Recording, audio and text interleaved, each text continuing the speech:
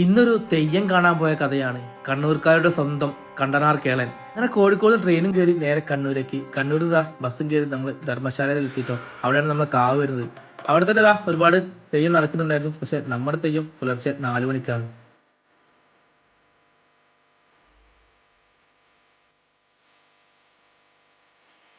ഒരു വ്യത്യസ്തമായിട്ടുള്ള അനുഭവം തന്നെയായിരുന്നു കേട്ടോ. നമ്മുടെ നാട്ടിലൊന്നും കാണാത്ത അടിപൊളി കുഞ്ഞിലൂടെ ഇങ്ങനെയൊക്കെ കളിക്കുന്ന തെയ്യം നമ്മൾ ആദ്യമായിട്ടാണ് കാണുന്നത്.